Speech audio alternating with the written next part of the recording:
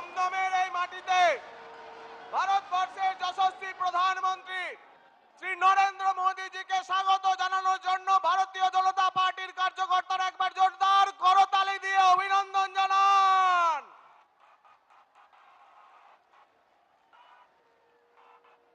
নরেন্দ্র মোদী স্বাগতম, নরেন্দ্র মোদী স্বাগতম, মোদীজি স্বাগতম। কৌশিকী অমাবস্যার দিন আজ মোদীজিকে স্বাগত জানানোর জন্য জয় মা তারা।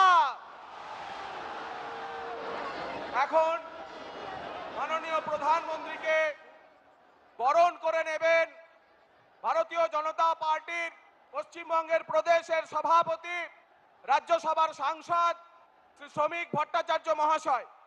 তিনি প্রখ্যাত শিল্পী শ্রী সমীর আইচের আঁকা সত্যজিৎ রায়ের একটি প্রতিকৃতি, রজনীগন্ধার মালা এবং উত্তরীয় দিয়ে মাননীয় প্রধানমন্ত্রীকে বরণ করে নিচ্ছেন। একবার জোরদার করতালি দিয়ে আপনারা অভিবাদন জানান।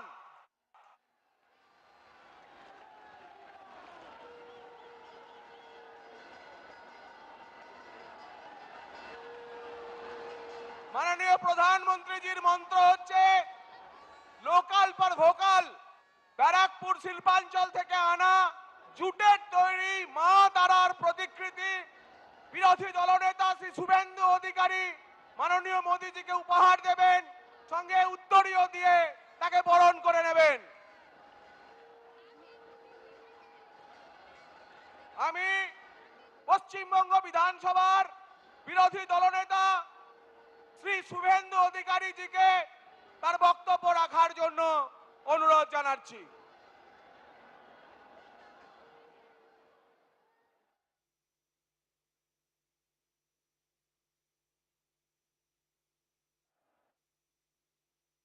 শুভেন্দুদা উত্তরীয় পরিয়ে মাননীয় প্রধানমন্ত্রীজিকে স্বাগত জানাচ্ছেন। আমরা একবার জোরদার করতালি দেব। নরেন্দ্র মোদী জিন্দাবাদ, নরেন্দ্র মোদী জিন্দাবাদ। भारत माता की, भारत माता की जय श्री राम, जय जय श्री राम। नरेंद्र मोदी जी जिंदाबाद। देश की नेता कैसा है, देश की नेता कैसा है। বিশ্বের সর্বশ্রেষ্ঠ নেতা,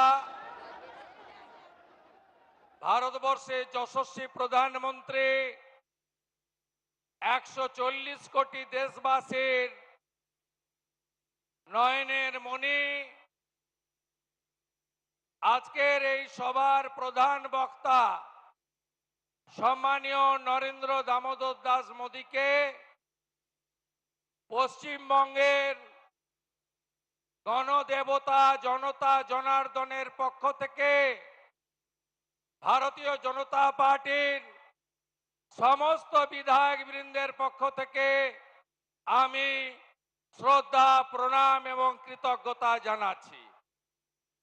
মঞ্চে উপবিষ্ট আছেন আমাদের জনপ্রিয় রাজ্য সভাপতি, রাজ্যসভার সাংসদ শ্রমিক ভট্টাচার্য মহোদয়, ভারত সরকারের 3 জন মাননীয় রাষ্ট্রমন্ত্রী শান্তনু ঠাকুর মহোদয়, ডক্টর সুকান্ত মজুমদার এবং রণবীর সিং জি। মঞ্চে আমাদের সহপ্রভারী অমিত মালভিয়া জি সহ সাংসদ, বিধায়ক, প্রাক্তন সাংসদ, সংগঠনের সমস্ত নেতৃত্বকে আমি সম্মান প্রদর্শন করি।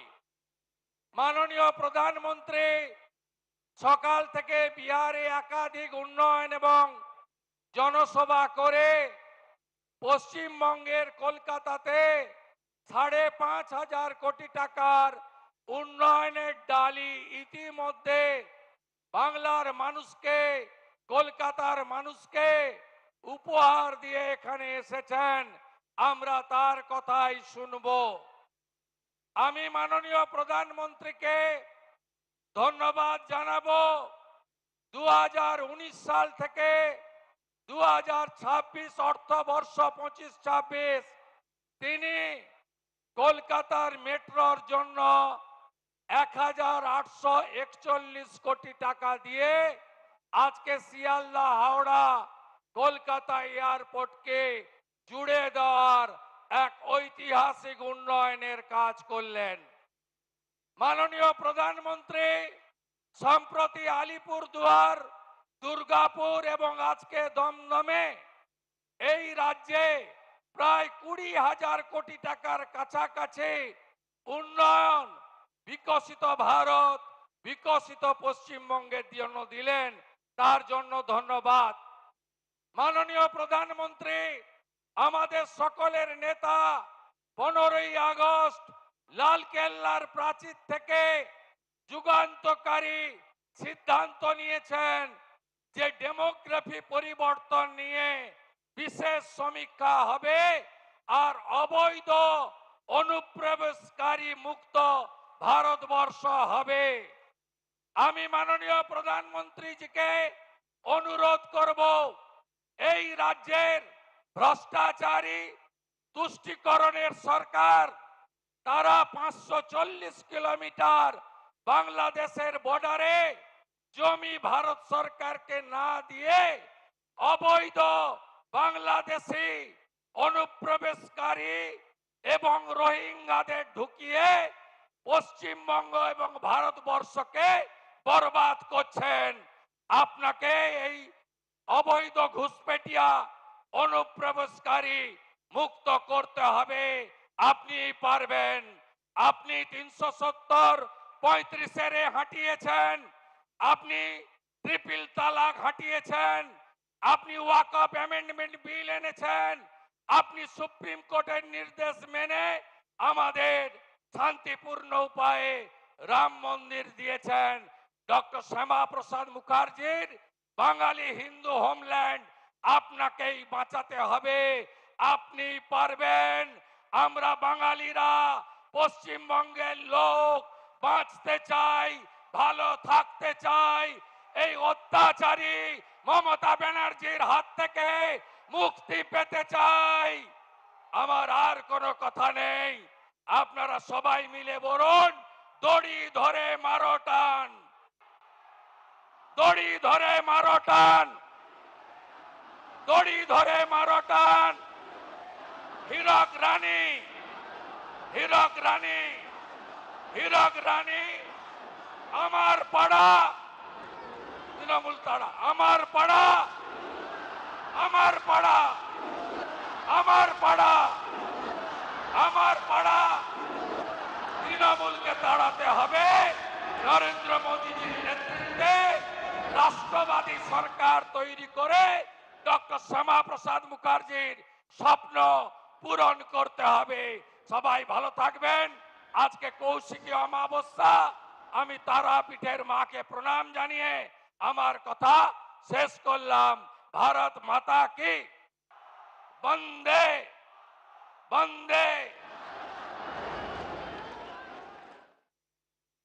ধন্যবাদ শুভেন্দুদা। যার বক্তৃতা শোনার জন্য আমরা অপেক্ষা করছি, আর কিছুক্ষণের অপেক্ষা। তার আগে আমাদের প্রদেশের সভাপতি সুবক্তা শ্রী শ্রমিক ভট্টাচার্যকে তার কথা বলবার জন্য আমন্ত্রণ জানাচ্ছি।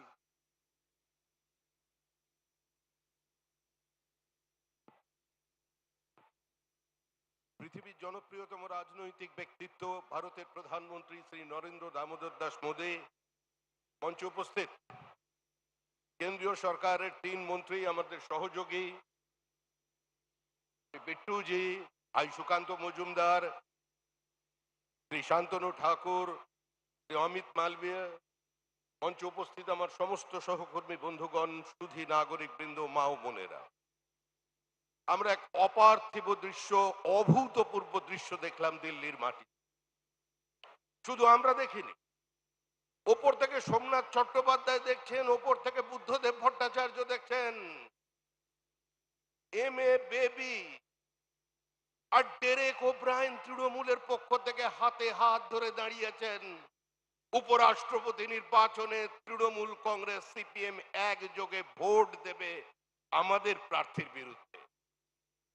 আরে দিল্লিতে নাটক করছেন, পার্লামেন্টকে অচল করে দিচ্ছেন। পশ্চিমবঙ্গে নতুন ন্যারেটিভ তৈরি করে কোনো লাভ নেই। যদি লড়াই করতে হয় সরাসরি নামুন, রাস্তায় আসুন। अरे प्यार किया तो डरना क्या? আরো কাছে চলে আসুন, হাতে হাত ধরে বলুন কেন্দ্রে বিজেপির বিরুদ্ধে লড়তে চাই, নরেন্দ্র মোদীর বিরুদ্ধে লড়তে চাই। আমরা তৃণমূল সিপিএম ভাই ভাই পথে নামুন, কলকাতার রাস্তায় মিছিল করুন মমতা বন্দ্যোপাধ্যায়, কলকাতার রাস্তায় মিছিল করুন মোহাম্মদ সালেম। প্রশ্ন করুন এখানে যারা বামপন্থী আছেন, প্রশ্ন করুন বিমান বাবুকে, প্রশ্ন করুন সূর্যকান্ত মিশ্রকে, প্রশ্ন করুন মদন ঘোষকে। কোন রাজনীতি পশ্চিমবঙ্গের মাটিতে তারা 34 বছর উপহার দিয়েছেন? আমরা শুধু আপনাদের সামনে দাঁড়িয়ে বলতে চাই, ভারী শিল্প ছাড়া পশ্চিমবঙ্গের কোথাও কোনো ভবিষ্যৎ নেই। Today's religion is democracy and today's politics is development। এই মন্ত্র নিয়ে দেশের প্রধানমন্ত্রী কাজ করে চলেছেন। আর একটি বিশেষ কথা স্মরণ করিয়ে দিতে চাই, যতদিন বিজেপি থাকবে কোন বাংলাদেশ থেকে আগত হিন্দু উদ্বাস্তুর কেশাগ্রকে স্পর্শ করতে পারবে না। যতদিন বিজেপি থাকবে কোন দিন পশ্চিমবঙ্গের মাটিতে কোন ভারতীয় মুসলমানের বিরুদ্ধাচরণ করতে কেউ পারবে না।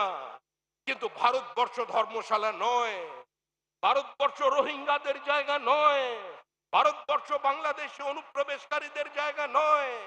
যারা minority has a right to self ডিটারমিনেশনের নাম করে এই দেশকে ভাগ করেছিলেন, যারা আপনাদের সামনে দাঁড়িয়ে বলেছিলেন আজকে লিয়া পাকিস্তান লড়কে লেঙ্গে হিন্দুস্তান, আজকে তাদের সেই র্যাডিকালাইজেশন শুরু হয়েছে বাংলাদেশে, এগিয়ে আসছে ধীরে ধীরে আমাদের পশ্চিমবঙ্গের দিকে। আজকে এর বিরুদ্ধে আমাদের লড়াই।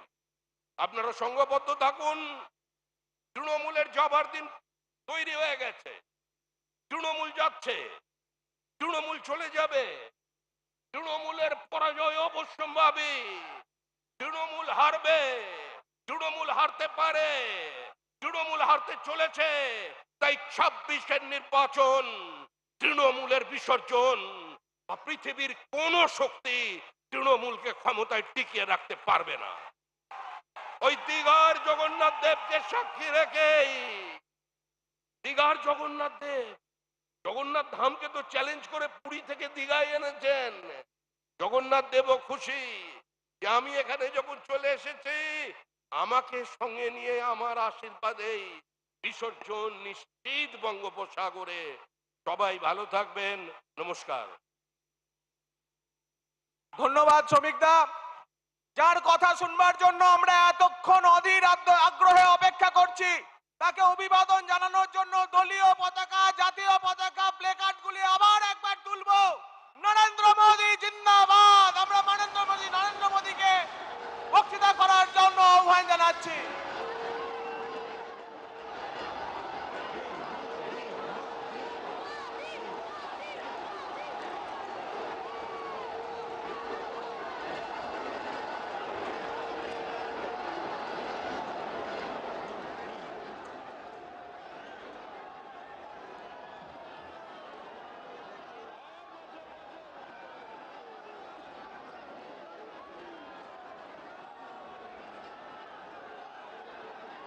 भारत माता की, भारत माता की। বড়রা আমার প্রণাম নেবেন, ছোটরা ভালোবাসা। दक्षिणेश्वर काली मंदिर और काली घाट मंदिर श्री श्री 108 करुणामयी काली माता मंदिर, दमदम बालाजी हनुमान, रामकृष्ण सेवा मंदिर, इन सभी पावन स्थानों में विराजमान देवी देवताओं को मैं आस्था पूर्वक नमन करता हूं। आज कौशकी अमावस्या का पावन दिन भी है। मैं आप सभी को शुभकामनाएं देता हूं। साथियों, मैं ऐसे समय में कोलकाता आया हूं जब दुर्गा पूजा की तैयारियां शुरू हो गई है। कुमारटुली में माता दुर्गा की प्रतिमा गढ़ी जा रही है। बड़ा बाजार से पार्क स्ट्रीट तक कोलकाता नए रंग में, नई रौनक के साथ सज रहा है। आस्था और आनंद के पर्व के साथ जब विकास का पर्व भी जुड़ जाता है तो खुशी दोगुनी हो जाती है।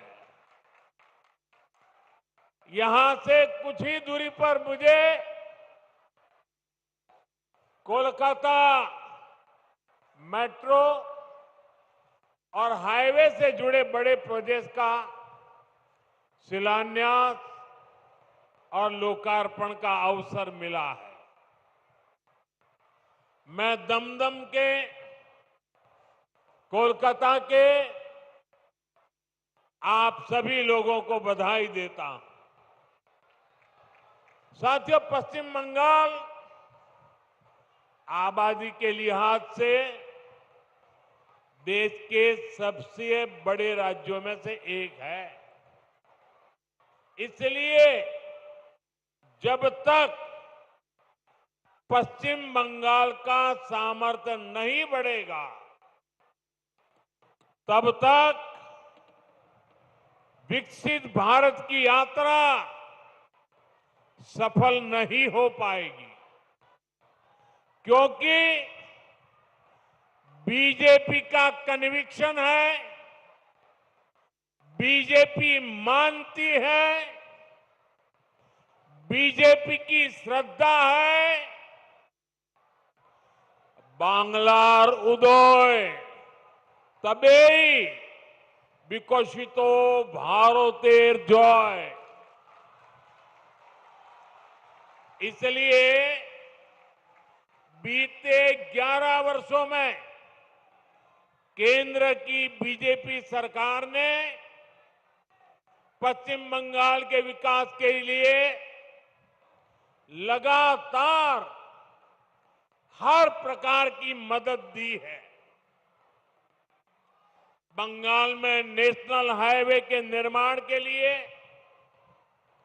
जितना पैसा कांग्रेस की यूपीए सरकारों ने अपने 10 साल में दिया था, उससे 3 गुना से ज्यादा पैसा भारत सरकार ने पश्चिम बंगाल को दिया है।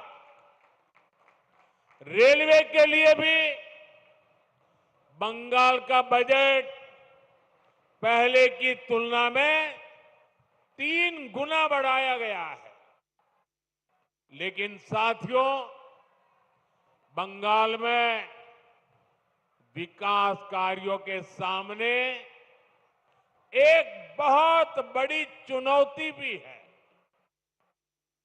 चुनौती ये कि बंगाल के लिए जो पैसा हम राज्य सरकार को सीधे भेजते हैं, उसका ज्यादातर हिस्सा यहां लूट लिया जाता है। जो पैसा भारत सरकार दिल्ली से भेजती है, वो पैसा आप लोगों पर खर्च नहीं होता। वो पैसा महिलाओं का जीवन आसान बनाने के लिए खर्च नहीं होता। वो पैसा टीएमसी काडर पर खर्च होता है। इसलिए गरीब कल्याण की अनेक योजनाओं में बंगाल देश के दूसरे राज्यों से पिछड़ा हुआ है। साथियों, यही स्थिति कुछ साल पहले हमारे पड़ोस में असम के भी यही हाल थे, त्रिपुरा का भी यही हाल था। लेकिन जब से असम और त्रिपुरा में भाजपा सरकार बनी है, गरीब कल्याण की योजनाओं का लाभ वहां जनता को मिलने लगा है। आज इन राज्यों में हर घर जल यह काम तेजी से चल रहा है। आयुष्मान योजना के तहत 5 लाख रुपए तक मुफ्त इलाज हर गरीब को मिल रहा है। गरीबों के पक्के घर बन रहे हैं। बंगाल में भी जनता तक सारी योजनाओं का लाभ पहुंचाने के लिए जरूरी है कि यहां पश्चिम बंगाल में भाजपा सरकार होनी चाहिए।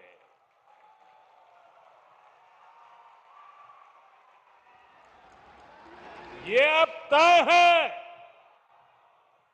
टीएमसी जावे, बीजेपी आसबे।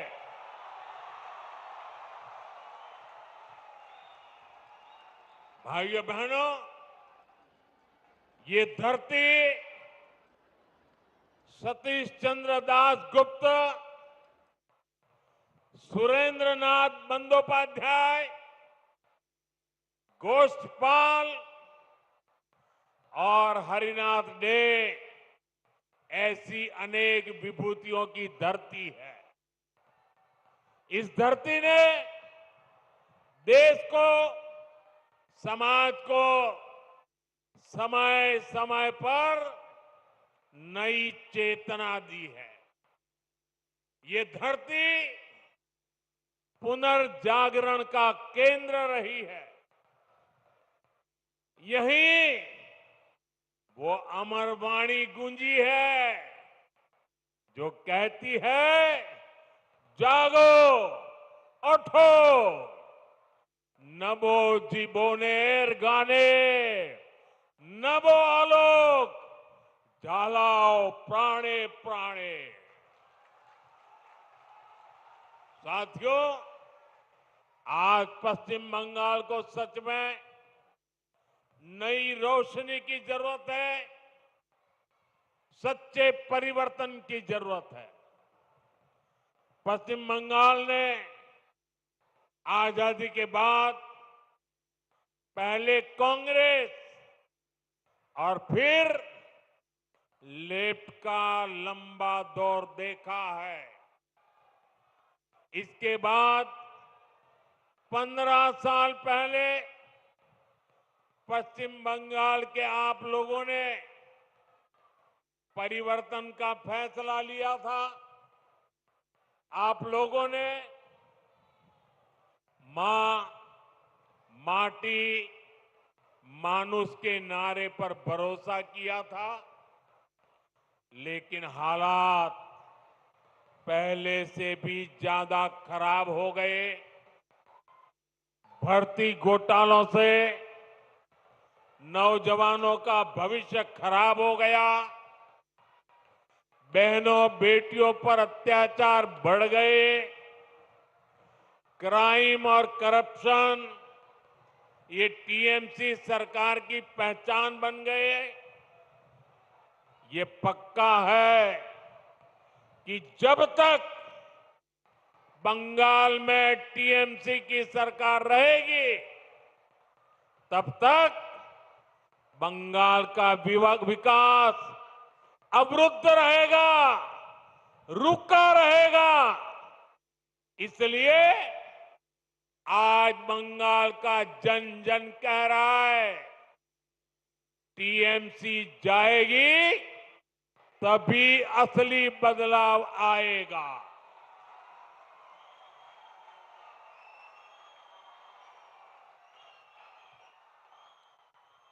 टीएमसी जाबे तबेई আসল পরিবর্তন আসবে।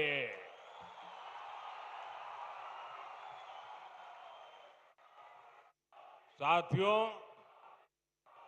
21वीं सदी के 25 साल तो बीत चुके हैं। आने वाले साल देश की तरह ही बंगाल के लिए भी बहुत अहम है। हमें ये समय ऐसे ही नहीं निकलने देना है। इसलिए बंगाल को चाहिए सच्चा परिवर्तन, आशोल परिवर्तन, परिवर्तन जो नारे में नहीं काम में दिखे, परिवर्तन जो उद्योग लगाए, घर के बेटे बेटी को बंगाल में ही नौकरी दे, परिवर्तन जो बेटियों को सुरक्षा दे, मकान और दुकान को जलने से बचाए, परिवर्तन जो किसान को सुविधा दे, किसान को सम्मान दे, फसल का सही दाम दे, परिवर्तन जहां अपराधी और भ्रष्टाचारी सरकार में नहीं जेल में होंगे, ऐसा परिवर्तन जहां सुशासन होगा, गरीब से गरीब भी सम्मान का जीवन जिएगा। और ये सच्चा परिवर्तन सिर्फ और सिर्फ भाजपा ही ला सकती है। और इसलिए बंगाल के घर घर में हमें एक बात पहुंचानी है। बंगाल के हर कोने से एक ही आवाज आनी चाहिए, बाजते चाय बीजेपी ताई।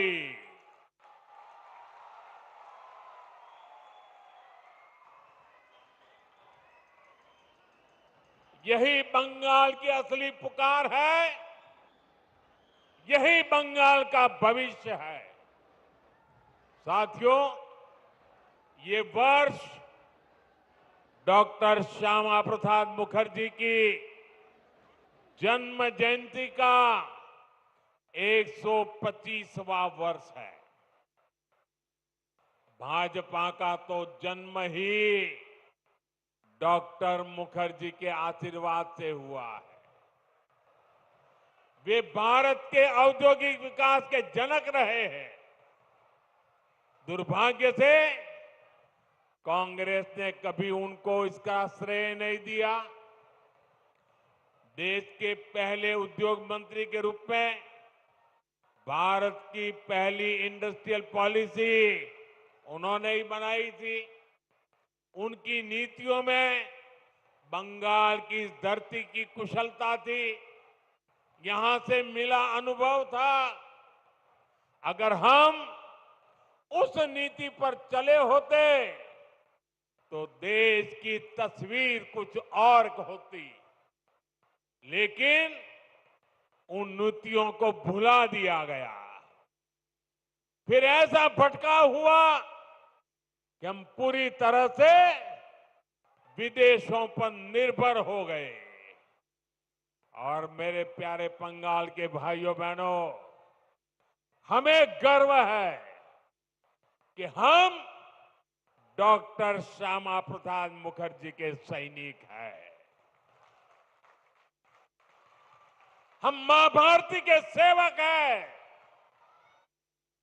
जो सपने डॉक्टर श्यामा प्रसाद मुखर्जी ने देखे थे, उसके लिए एक सैनिक की तरह हम अपना जीवन खपा रहे हैं। बंगाल की प्रबुद्ध जनता जानती है कि दूसरों पर निर्भरता यानी आत्मसम्मान पर चोट, इसी स्थिति से हमें देश को बाहर निकालना है। इसलिए आज देश ने आत्मनिर्भरता का मूल मंत्र लेकर के नई ऊंचाइयों को प्राप्त करने का फैसला लिया है। मेक इन इंडिया आज एक बड़ी सिद्धि बन रहा है, जिसके लिए हमारा कोलकाता, हमारा बंगाल जाना जाता था। वो गौरवशाली अतीत हमें मिलकर के फिर से लौटाना है। इसलिए आज बंगाल में एक ही गूंज है, टीएमसी के शोराव, बांग्ला के बचाओ। साथियों, भाजपा जो संकल्प लेती है वो सिद्ध करके दिखाती है। इसका ताजा प्रमाण अभी हमने ऑपरेशन सिंदूर के दौरान देखा है।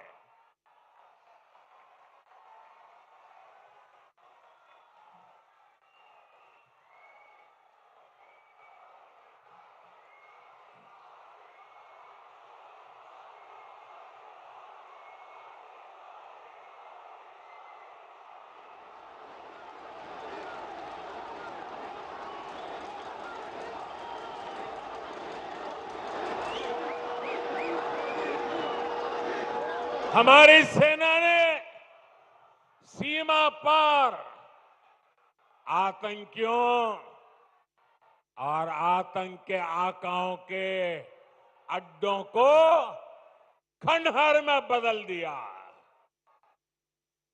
हमारी सेनाओं ने आतंकियों को ऐसा सबक सिखाया कि पाकिस्तान की आज भी नींद उड़ी हुई है। भारत की इस सफलता के पीछे बहुत बड़ी शक्ति मेड इन इंडिया अस्त्र शस्त्र की रही है। और मुझे गर्व है कि भारत की सेना को ताकत देने में बंगाल के इस इलाके की भूमि का बहुत बड़ा योगदान है।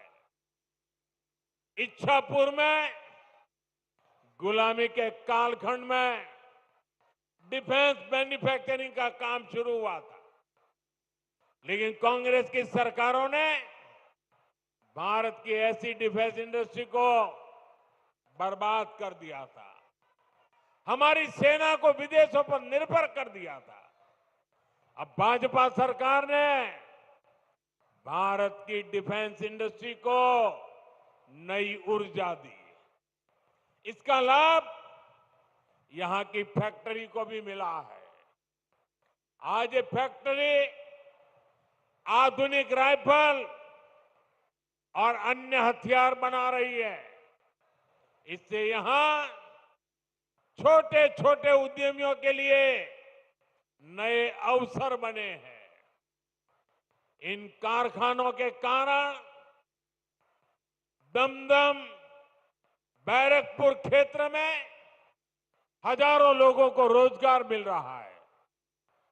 साथियों, इच्छापुर डिफेंस फैक्ट्री सिर्फ एक उदाहरण है। आप यहां 2026 में भाजपा सरकार बनाइए। हम बंगाल को डॉक्टर श्यामा प्रसाद मुखर्जी के सपनों का बंगाल बनाएंगे।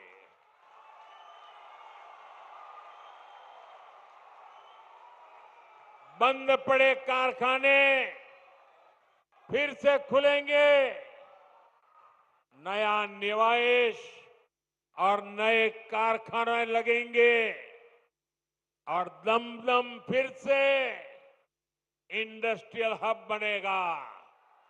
ये भाजपा का संकल्प है।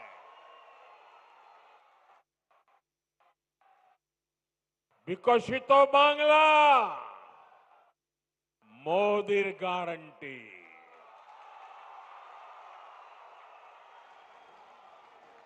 साथियों, भाजपा के पास पश्चिम बंगाल के विकास का एक ठोस प्लान है, एक रोडमैप है।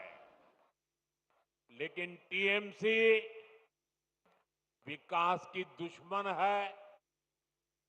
इसका साक्षी ये दमदम क्षेत्र भी है।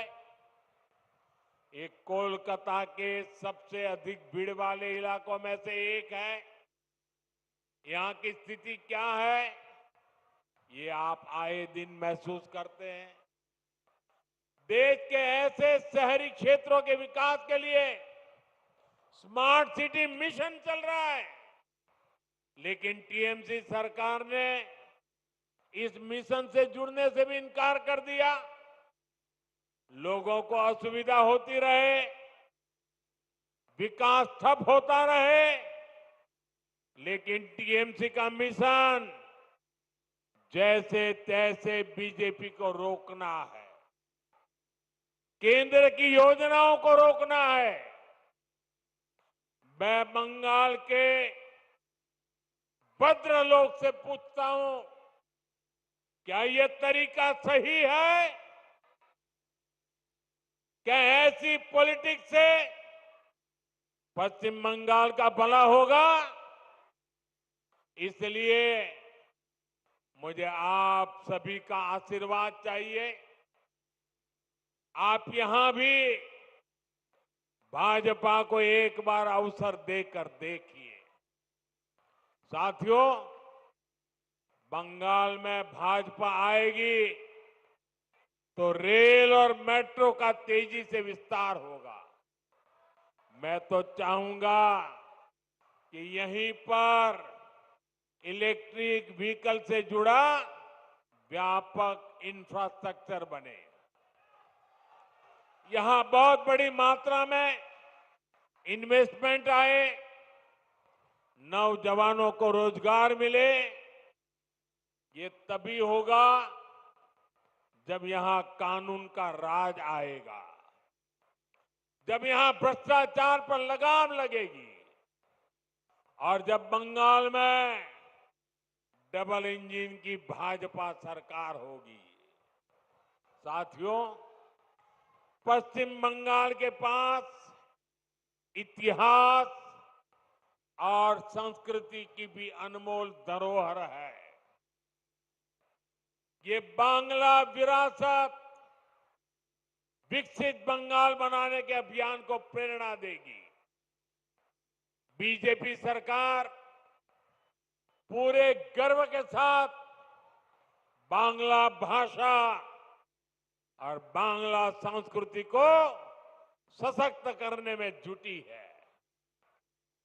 ये हमारा सौभाग्य है कि हमें बांग्ला भाषा को क्लासिकल लैंग्वेज यानी शास्त्रीय भाषा का दर्जा देने का सौभाग्य मिला।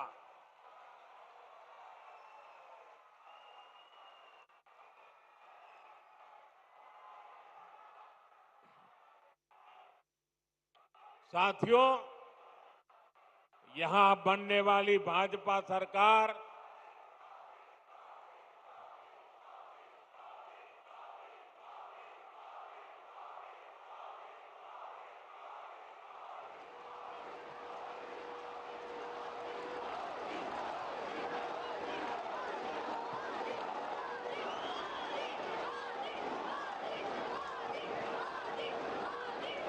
साथियों, जब भाजपा सरकार बनेगी, हेरिटेज टूरिज्म पर भी बल देने का हमारा प्लान है। साथियों, हम गंगा जी पर जो इनलैंड वाटरवे बना रहे हैं या फिर जो हमारा समंदर है, इसमें क्रूज टूरिज्म के लिए बहुत संभावना है। ऐसी हर संभावना को भाजपा सरकार बनने के बाद तलाशा जाएगा, ताकि पश्चिम बंगाल के नौजवानों को काम के लिए कहीं और जाने के लिए मजबूर न होना पड़े। साथियों, इस बार लाल किले से मैंने देश की एक बहुत बड़ी चिंता की चर्चा की है। ये चिंता घुसपैठ के बढ़ते खतरे की है। कोलकाता के, पश्चिम बंगाल के लोग समय से आगे की सोचते हैं। इसलिए आपके बीच मैं लगातार इस बहुत बड़ी राष्ट्रीय चुनौती की चर्चा करता रहा हूं। आजकल आप देखते हैं, जिन देशों को विकसित कहा जाता है, जिनके पास संसाधनों की कोई कमी नहीं है, वहां घुसपैठियों के खिलाफ मुहिम चल रही है। ये देश अब घुसपैठियों को ज्यादा नहीं सह सकता। घुसपैठियों को निकालना चाहिए कि नहीं निकालना चाहिए? घुसपैठिए जाने चाहिए कि नहीं जाने चाहिए? उनको भगाना होगा कि नहीं भगाना होगा? कौन भगा सकता है? कौन भगा सकता है? घुसपैठियों से बंगाल को कौन मुक्त करा सकता है? घुसपैठियों से बंगाल को कौन मुक्त करा सकता है? साथियों, मोदी नहीं, भाजपा नहीं, आपका एक वोट करा सकता है। आपका एक वोट, एक बार वोट दे दीजिए, ये घुसपैठिए भाग जाने लग जाएंगे जी। साथियों, भारत के पास तो संसाधन सीमित है। हमें अपने नौजवानों को रोजगार देना है, अपने नागरिकों को सुविधाएं देनी है। जो घुसपैठिए हमारे नौजवानों का रोजगार छीन रहे हैं, जो हमारे इंफ्रास्ट्रक्चर पर दबाव डाल रहे हैं, जो हमारी बहनों बेटियों के साथ अत्याचार कर रहे हैं, ऐसे घुसपैठियों को हम भारत में नहीं रहने देंगे।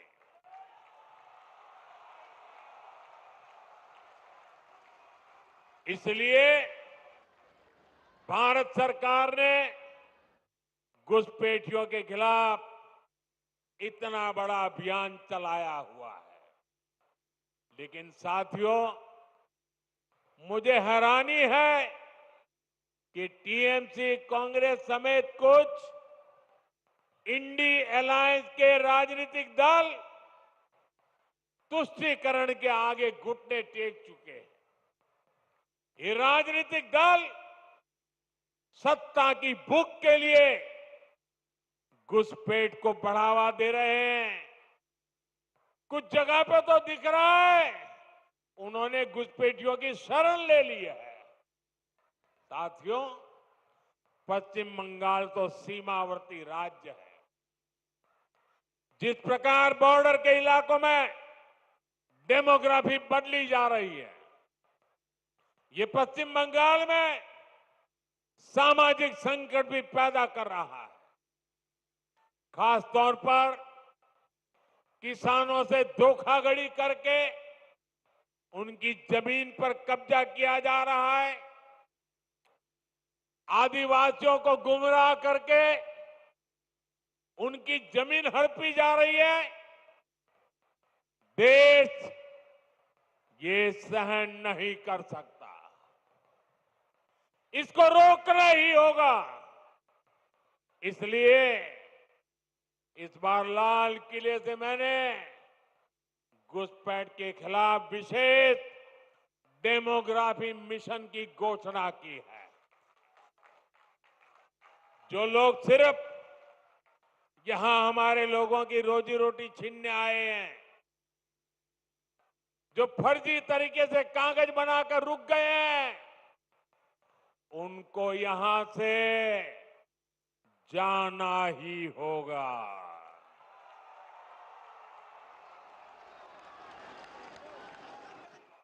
और ये काम ईमानदारी से पूरा हो सके, इसके लिए टीएमसी सरकार को भी यहां से जाना ही होगा।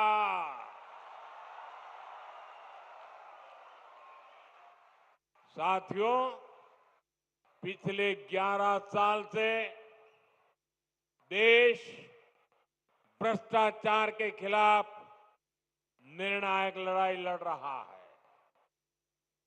अब इसी दिशा में देश ने एक और बड़ा कदम उठाया है। इस बार लोकसभा में भाजपा सरकार एक बहुत बड़ा एंटी करप्शन बिल लेकर आई है। मैं बंगाल के लोगों से इस बिल के बारे में विशेष तौर पर बात करूंगा। साथियों, आप भी जानते हैं, हमारे देश में अगर एक छोटा सा सरकारी कर्मचारी, चाहे वो सरकारी कर्मचारी ड्राइवर हो, प्यून हो, सरकार की किसी कैंटीन में काम करता हो, सरकार में कहीं साफ सफाई का काम करता हो, अगर वो कर्मचारी को किसी पुलिस वाले ने जेल में बंद कर दिया तो करीब करीब 50 घंटे में अगर उसको जमानत नहीं मिली और 50 घंटे जेल में रह गया तो ऑटोमेटिक उसकी नौकरी चली जाती है, सस्पेंड हो जाता है। एक छोटा मुलाजिम 2 दिन अगर जेल में रहे तो उसकी जिंदगी तबाह करने के कानून है, लेकिन कोई मुख्यमंत्री, कोई मंत्री, प्रधानमंत्री अगर जेल चला जाए तो उसके लिए कोई कानून नहीं है। और हालत तो देखिए, आजकल ये लोग इतने गिरे हैं कि जेल से भी सरकार चलाने की कोशिश कर रहे हैं। पश्चिम बंगाल ने ये साक्षात देखा है, बार बार कई बार अनुभव किया है। टीएमसी के एक मंत्री टीचर्स घोटाले में आज तक जेल में है। शिक्षक भर्ती का गंभीर घोटाला, घर से नोटों का पहाड़ मिला, लेकिन तब भी वो मंत्री कुर्सी छोड़ने को तैयार नहीं थे। जनता की हर भावना को यहां निर्ममता से कुचला जाता रहा। इसी तरह टीएमसी के एक और मंत्री पर गरीबों का राशन लूटने का आरोप है।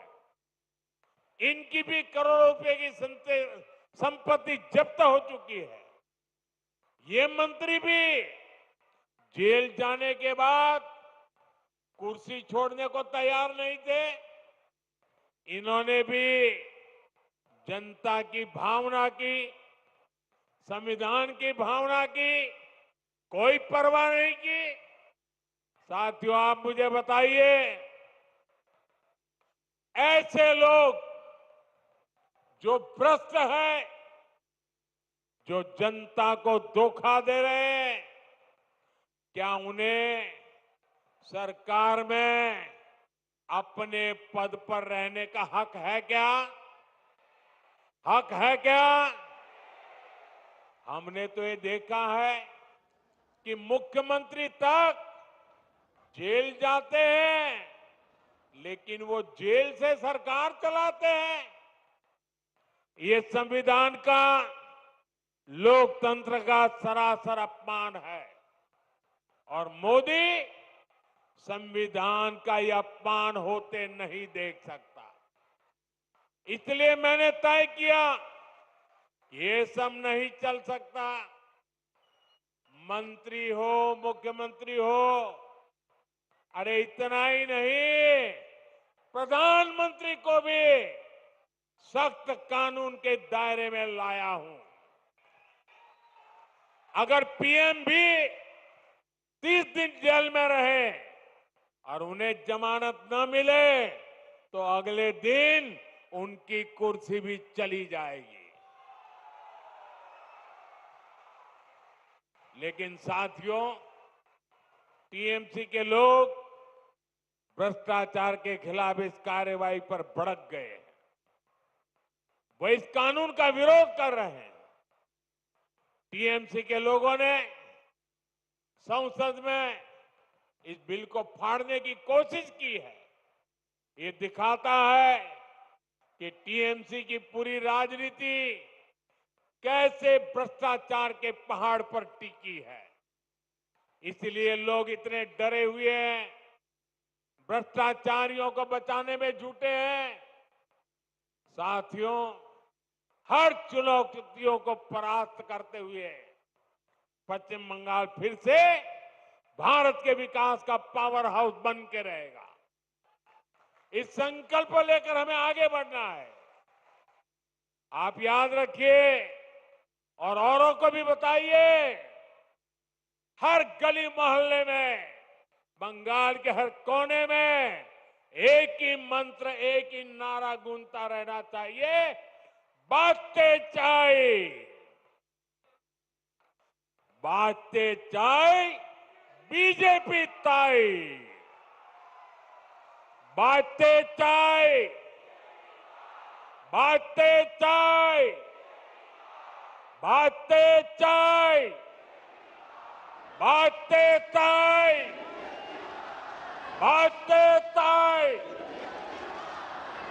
एक बार फिर आप सभी को इतनी विशाल संख्या में और इतनी ऊर्जा के साथ इस सभा को सफल बनाने के लिए मैं आपका आभार मानता हूं। मेरे साथ बोलिए, भारत माता की, भारत माता की, भारत माता की, वंदे वंदे वंदे वंदे वंदे वंदे वंदे वंदे वंदे वंदे वंदे वंदे।